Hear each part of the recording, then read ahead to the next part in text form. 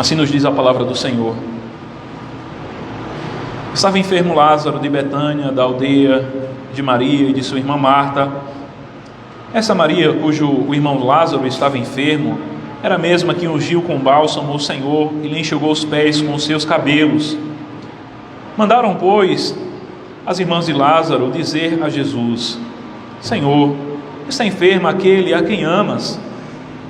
Ao reconhecer a notícia, disse Jesus: essa enfermidade não é para a morte, e sim para a glória de Deus, a fim de que o Filho de Deus seja por ela glorificado. Ora, amava Jesus a Marta e a sua irmã e a Lázaro. Quando, pois, soube que Lázaro estava doente, ainda se demorou 2 dias no lugar onde estava. Depois disse aos seus discípulos: vamos outra vez para a Judeia. Disseram-lhe os discípulos: Mestre, ainda agora os judeus procuravam apedrejar-te, e voltas para lá? Respondeu Jesus: não são 12 as horas do dia? Se alguém andar de dia, não tropeça, porque vê a luz desse mundo. Mas se andar de noite, tropeça, porque nele não há luz. Isto dizia, e depois lhe acrescentou: nosso amigo Lázaro adormeceu, mas vou para despertá-lo. Disseram-lhe, pois, os discípulos: Senhor, se dorme, está salvo. Jesus, porém, falara com respeito à morte de Lázaro, mas eles supunham que tivesse falado do repouso do sono. Então Jesus lhe disse claramente: Lázaro morreu. E por vossa causa me alegro que lá não estivesse, para que possais crer, mas vamos ter com ele. Então Tomé, chamado Dídimo, disse aos discípulos: vamos também nós para morrermos com ele. Chegando-se Jesus, encontrou Lázaro já sepultado havia 4 dias. Ora, Betânia estava a cerca de 15 estádios, perto de Jerusalém. Muitos dentre os judeus tinham vindo ter com Marta e Maria, para as consolar a respeito de seu irmão. Marta, quando soube que vinha Jesus, saiu ao seu encontro. Maria, porém, ficou sentada em casa. Disse, pois, Marta a Jesus: Senhor, se estiveras aqui, não teria morrido meu irmão. Mas também sei que mesmo agora, tudo quanto pedires a Deus, Deus tu concederá. Declarou-lhe Jesus: teu irmão há de ressurgir. Eu sei, replicou Marta, que ele há de ressurgir na ressurreição no último dia. Disse-lhe Jesus: eu sou a ressurreição e a vida. Quem crê em mim, ainda que morra, viverá. E todo aquele que crê em mim não morrerá eternamente. Crês isto? Sim, Senhor, respondeu ela. Eu tenho crido que tu és o Cristo, o Filho de Deus, que devia vir ao mundo. Tendo dito isto, retirou-se e chamou Maria, sua irmã, e lhe disse em particular: o mestre chegou e te chama. Ela, ouvindo isso, levantou-se depressa e foi ter com ele, pois Jesus ainda não tinha entrado na aldeia, mas permanecia onde Marta se avistara com ele. Os judeus que estavam com Maria em casa e a consolavam, vendo-a levantar-se depressa e sair, seguiram-na, supondo que ia ao túmulo para chorar.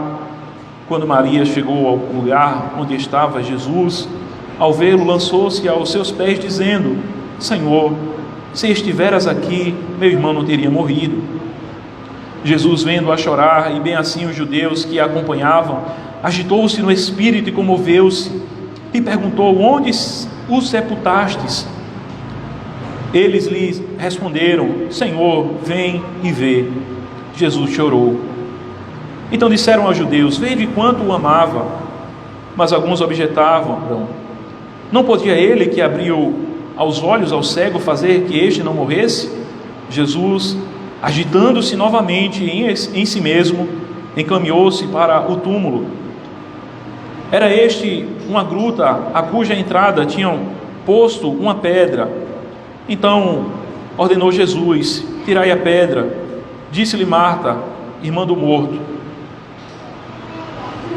Senhor, já cheira mal, porque já é de 4 dias.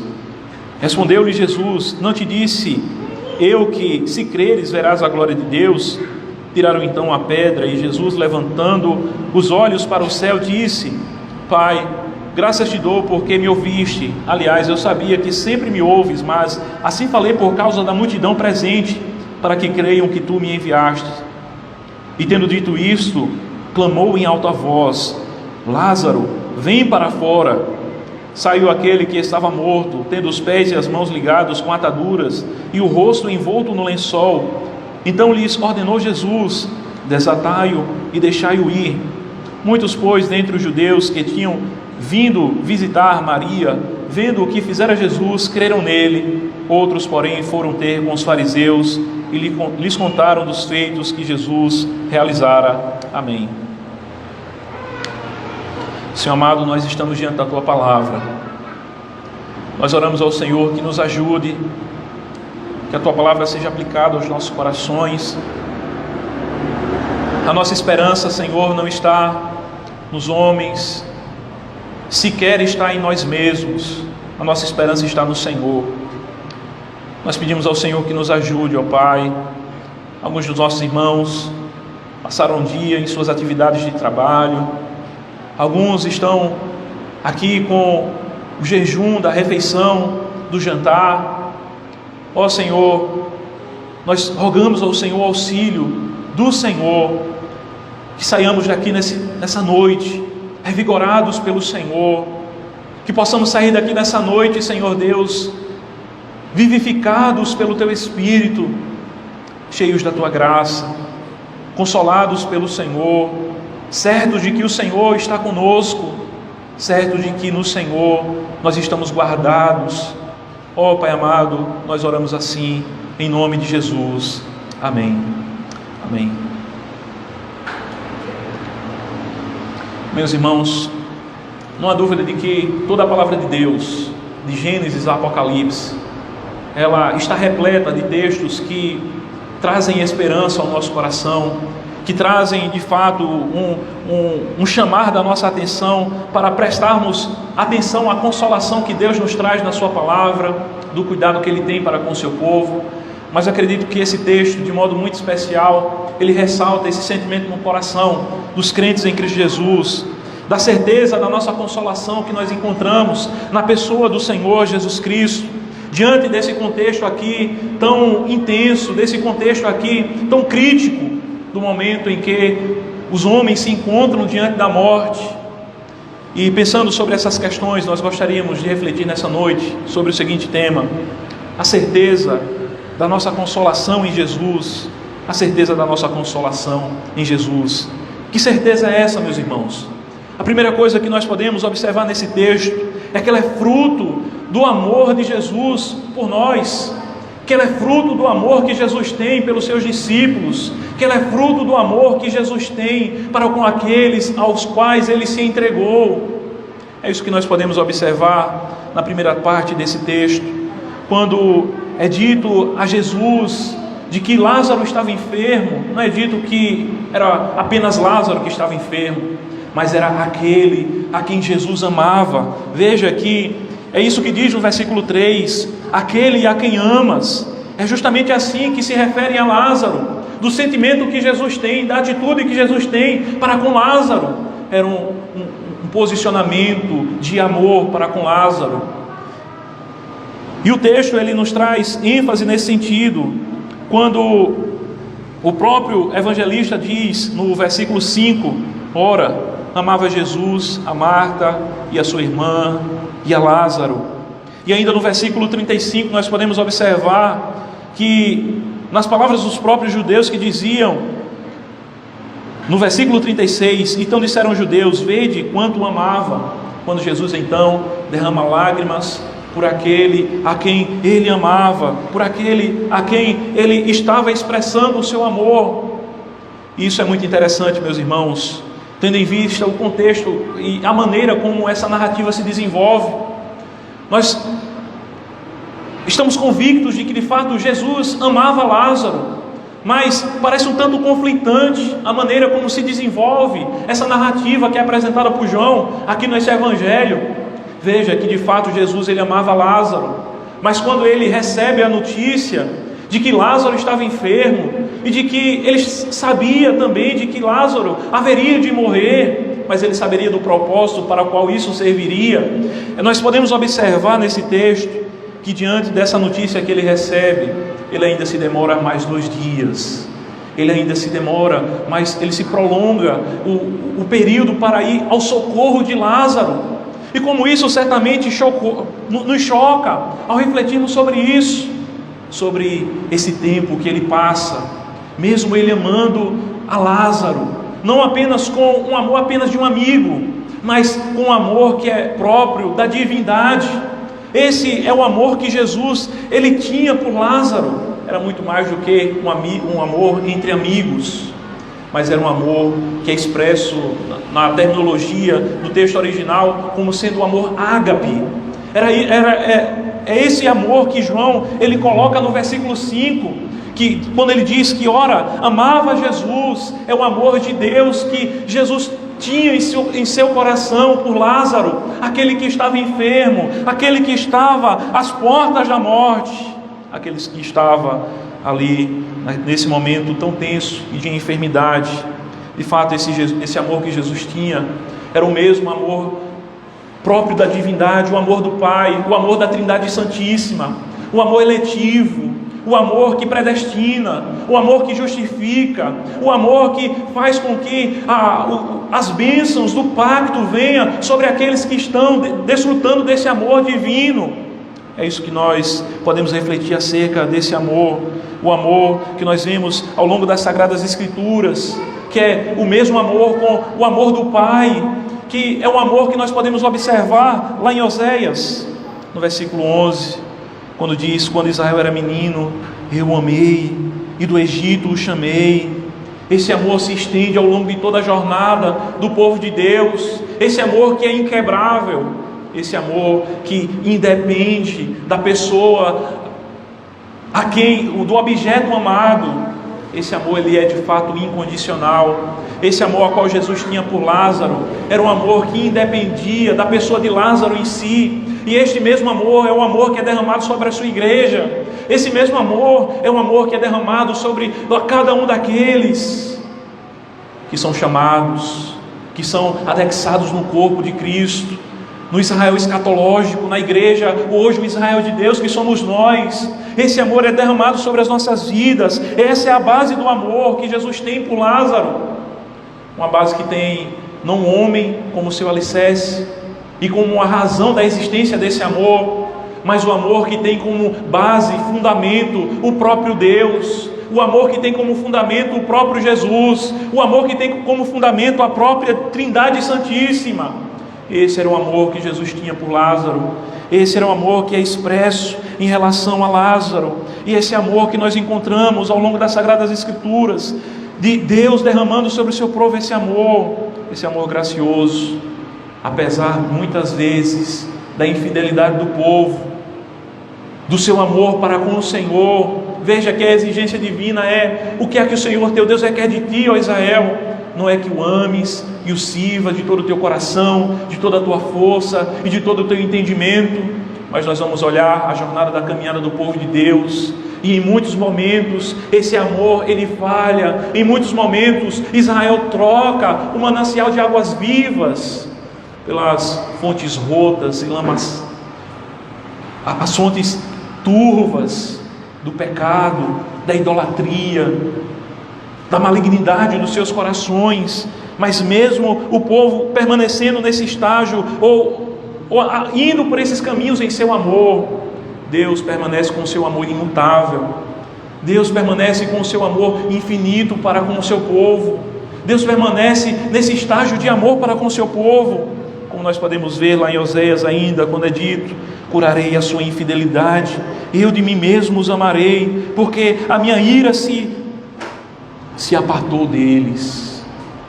O Senhor nos ama baseados nele mesmo, e não existe nada que possa quebrar e que nos possa furtar desse amor.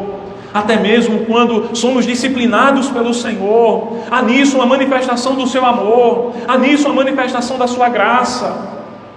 Veja que o Pai ele disciplina o Filho a quem ama, e até mesmo quando Deus está irado conosco, até mesmo quando Ele fica indignado com a gente, nisso não lhe falta amor em relação ao seu povo. Sempre haverá esse aspecto do amor divino em relação ao seu povo, em relação à sua igreja, pois o amor de Deus não depende necessariamente de nós, mas depende exclusivamente do próprio Deus. O amor do Senhor é sempre eterno, é sempre constante, como podemos ver em Jeremias 31. Porém, o amor do Senhor, no entanto, é sempre eterno. Com amor eterno te amei, por isso com benignidade eu te atraí. Veja como é a linguagem do profeta Jeremias. Com amor eterno te amei. Essa é a palavra do próprio Deus falando com o seu povo. Com benignidade te atraí, com laços de amor. O amor de fato é uma das maiores expressões do ser de Deus. É claro que todos os atributos de Deus são gloriosos, mas no que diz respeito aos benefícios que nos são trazidos, certamente é um dos que mais nós nos deleitamos nele, o amor de Deus, que o apóstolo Paulo chega a dizer que este amor nos constrange a cada manhã, tendo em vista a nossa insignificância, tendo em vista a nossa falta de mérito, tendo em vista que nós não somos dignos em nenhum aspecto desse amor, mas mesmo assim Ele continua derramando do seu amor para com o seu povo. E o mais alto estágio desse amor manifesto e revelado a nós é quando então Ele envia o seu Filho ao mundo para morrer por nós. É quando então Ele envia o seu Filho para se fazer carne e habitar entre nós. Veja quão grande é o amor de Deus.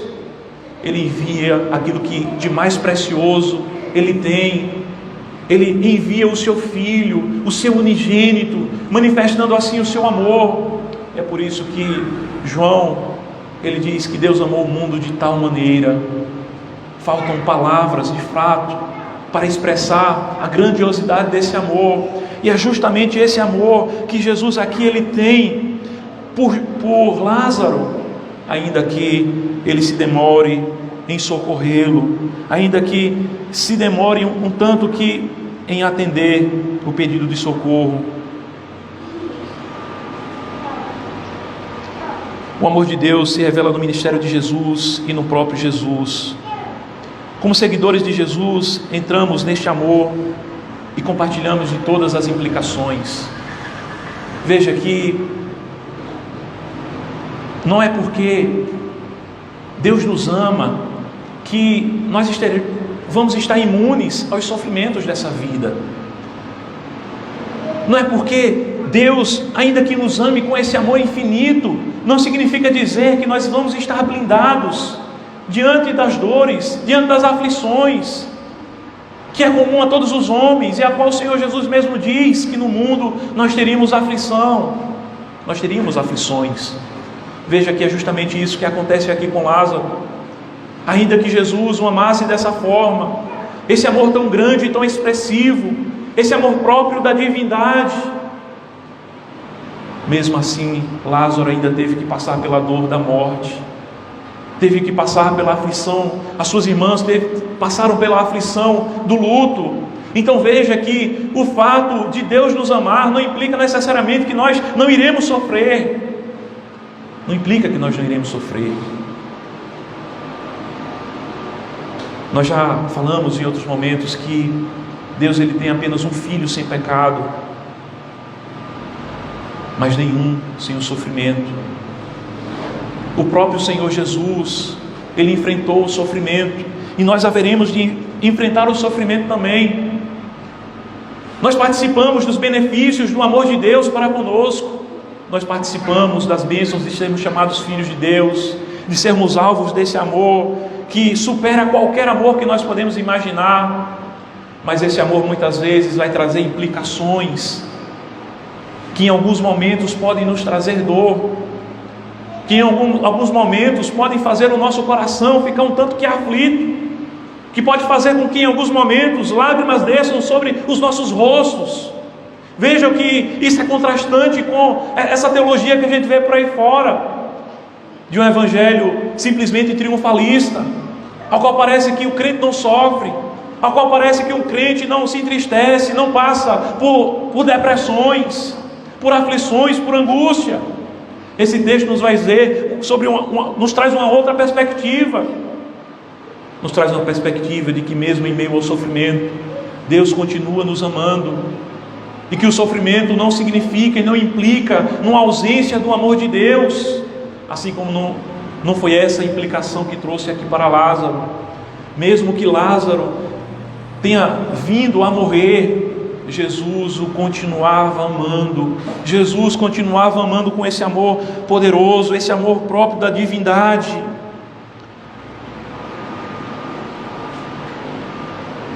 E uma coisa é certa, meus irmãos, nós somos desafiados por Jesus. Nós que desfrutamos desse amor que Ele tem para conosco, nós somos desafiados com um texto como esse a enfrentar o sofrimento. Nós somos desafiados a de fato, a refletirmos a natureza do discipulado de Cristo, de que de fato nós necessitamos carregar uma cruz, e de que em muitos momentos podemos ser levados a uma situação extrema, como essa que Lázaro estava desfrutando aqui, ao ponto dele morrer, mas não morrer como um fim em si mesmo, mas para que as obras de Deus fossem manifestadas, para que a glória de Deus fosse evidenciada. Jesus diz: olha, essa morte, essa doença não é para a morte, mas é para a glória de Deus.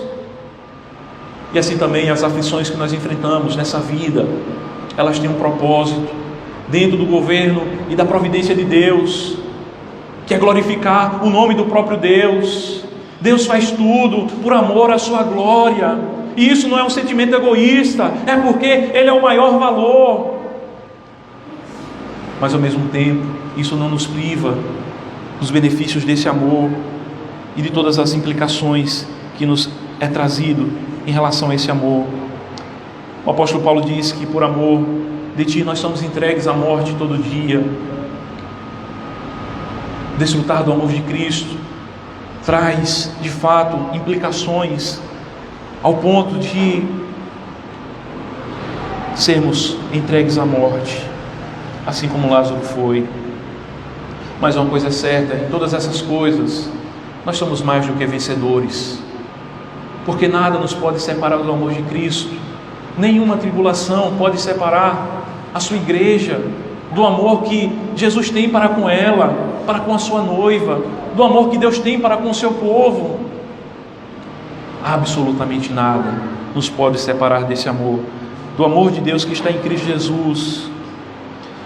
É interessante, meus irmãos, que acerca dessas implicações relativas ao sofrimento que nós passamos em meio a essa vida, mesmo sendo amados por Deus, a maneira como muitos servos do Senhor enfrentaram o sofrimento, quando eles têm essa perspectiva de que Deus os ama. É interessante que muitas vezes, quando nós vamos visitar irmãos que estão no leito da morte, mas irmãos que estão convictos desse amor, às vezes a gente vai lá na expectativa de consolá-los e a gente volta consolado, porque esses irmãos entendem, assim como o apóstolo Paulo, quer na vida, quer na morte, que Cristo seja glorificado, quer na vida, quer na morte. É interessante o relato de uma certa irmã chamada Abigail. Ela passava por momentos muito difíceis na sua vida, uma doença muito debilitante, que a impedia de se alimentar, até mesmo de líquido, era algo muito difícil dela conseguir se alimentar. E enquanto ela passava por essa enfermidade, ela dizia: eu estou pronta tanto para morrer quanto para viver, não importa, o que importa é que Cristo seja glorificado, que o Senhor seja exaltado.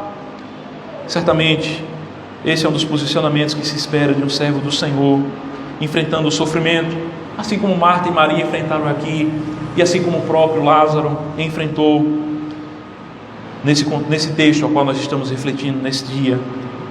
Nós estamos refletindo sobre o seguinte tema: a certeza da nossa consolação em Jesus. Em primeiro lugar, é uma certeza que é fruto do amor de Jesus para conosco, desse amor que é inquebrável, desse amor que é contínuo em nossas vidas. A segunda coisa que nós podemos observar nesse texto, dessa certeza da nossa consolação em Jesus, é de que ela é fruto do triunfo de Jesus sobre os nossos inimigos. ela é fruto do triunfo, da vitória de Jesus contra os nossos inimigos. Certamente dos grandes inimigos que nós temos, um dos maiores deles, ou os maiores são na verdade Satanás e a própria morte. E aqui nós vemos do versículo 33 ao versículo 46 um verdadeiro confronto de poderes. Nós vemos Jesus ele partindo para a batalha. Nós vemos Jesus ele confrontando aquele que tem o poder da morte. É isso que nós vemos de modo muito expressivo naquilo que o texto nos traz quando diz que Jesus agitou-se no espírito e comoveu-se. Essa expressão ela é própria de alguém que fica indignado em relação a algo que está vendo. Ela é próprio de expressões que eram vistas lá no Antigo Testamento, de cavalos quando estavam partindo para a batalha. E essa indignação é o que Jesus sente diante desse acontecimento, quando ele está perto ali do sepulcro de Lázaro, aquele que tem a presença da vida, o Senhor Jesus. Ele fica indignado, e como aqueles cavalos naquelas batalhas épicas, ele fica como que bufando em seu nariz. É isso que nos remete a essa expressão, quando diz que Jesus se agitou no espírito. Ele ficou de fato indignado diante daquela cena ao qual ele estava observando, daquele que foi feito a imagem de Deus, sendo pisoteado por Satanás, sendo afligido pelo poder da morte. Então é como que Jesus ele sente o cheiro da batalha, como aqueles cavalos, e ele parte para a batalha. Ele enfrenta o maligno, ele enfrenta aquele que tem o poder da morte. Ele vai de fato confrontar os poderes de Satanás, que estava aqui esmagando a sua criação, que estava aqui pisando aquele a quem ele amava. Então ele parte para cima, e dizem, já cheira mal. Jesus continua partindo para cima. Ele diz: se crês, verás a glória de Deus. Então ele ora, já certo da sua vitória. Ele ora ao Pai, e então ele profere a sua palavra e diz: Lázaro, sai para fora. Lázaro, sai para fora. Ele diz: Lázaro, sai para fora, triunfando aqui neste momento sobre o poder de Satanás, triunfando sobre a própria morte, triunfando sobre os poderes das potestades do mal. Aqui nós vemos de fato o Senhor Jesus enfrentando a morte.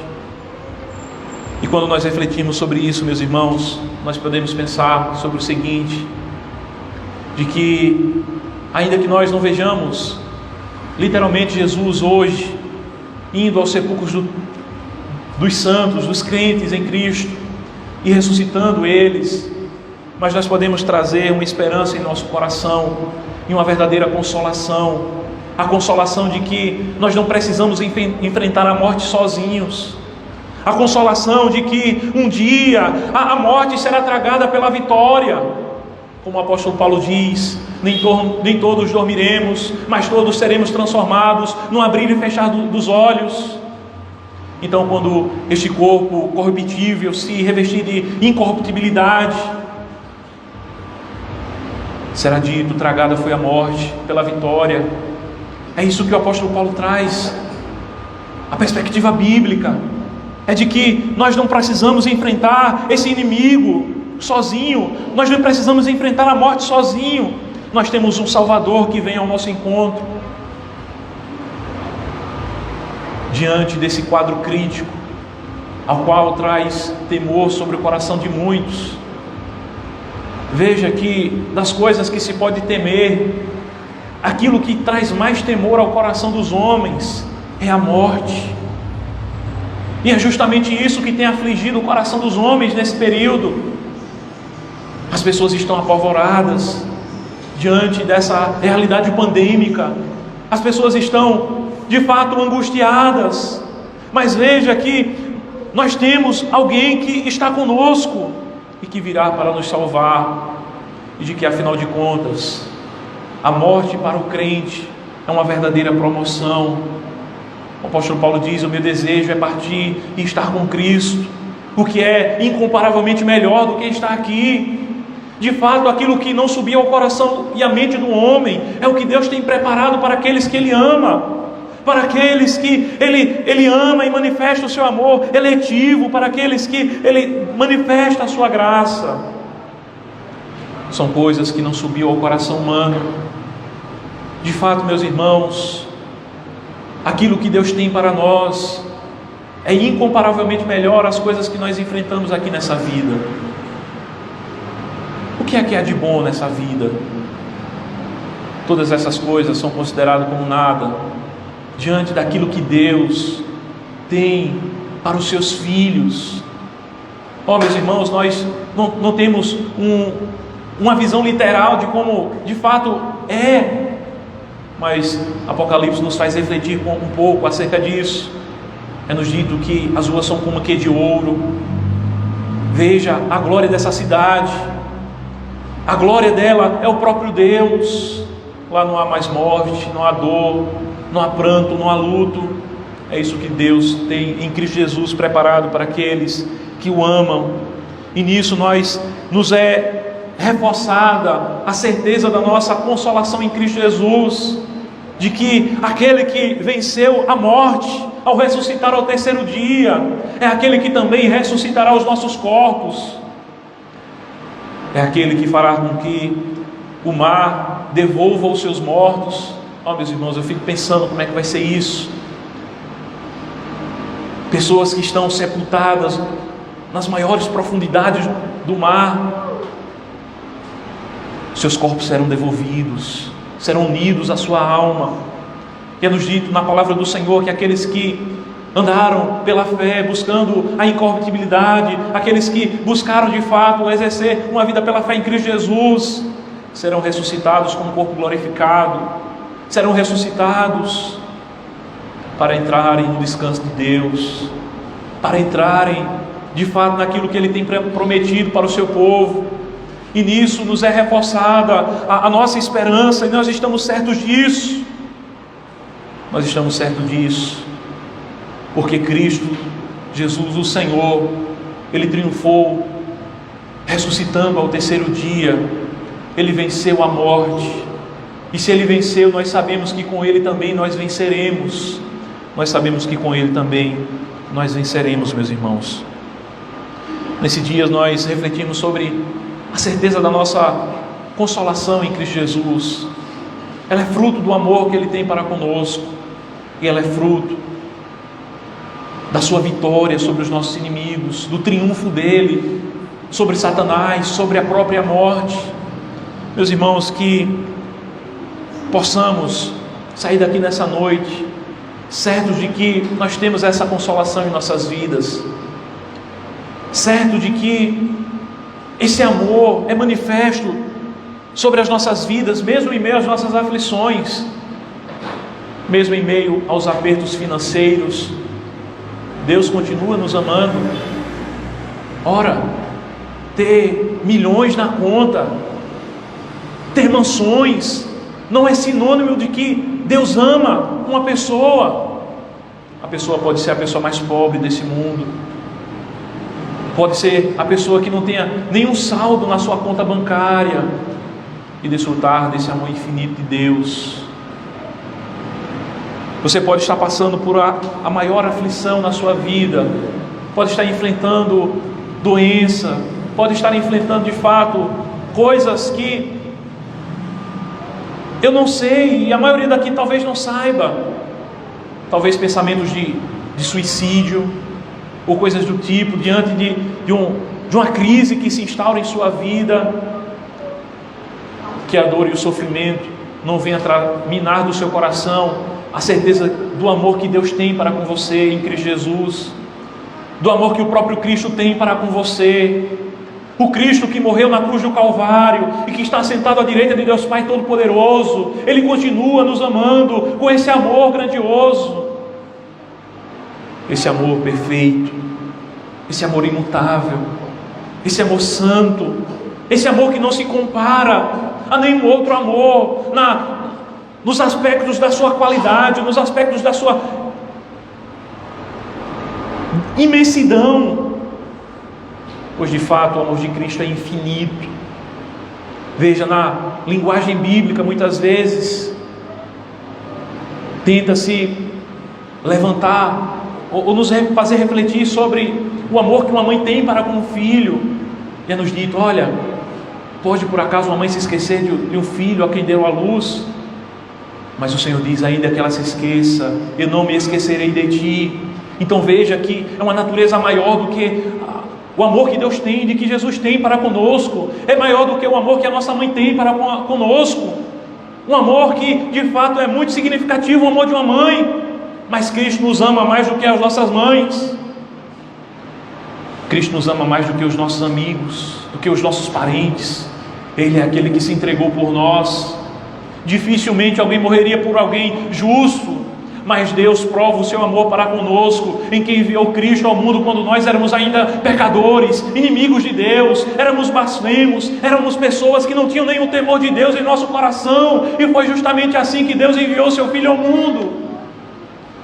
E esse amor continua sendo evidenciado na vida da sua igreja. Aquele que estava enfermo,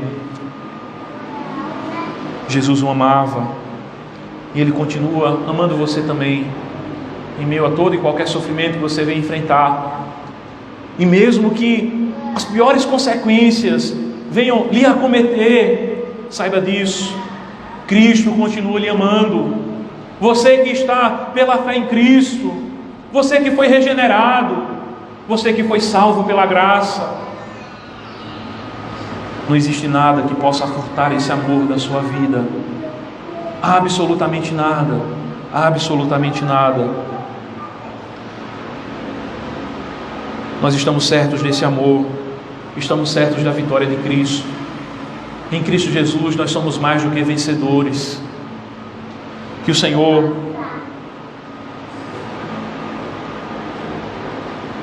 Ele fortaleça a certeza dessa consolação que temos em Cristo. Que venhamos crer em Jesus como de fato esse que nos ama e que venceu os nossos inimigos. Ainda para concluir, queremos apenas enfatizar que esse texto ele foi escrito para que nós acreditássemos em Jesus, para que nós viéssemos até a fé salvadora. Veja que por algumas vezes esse texto ele fala de Jesus, ele fala, versículo 15, dizendo: e por vossa causa me alegro de que lá não estivesse, para que possais crer.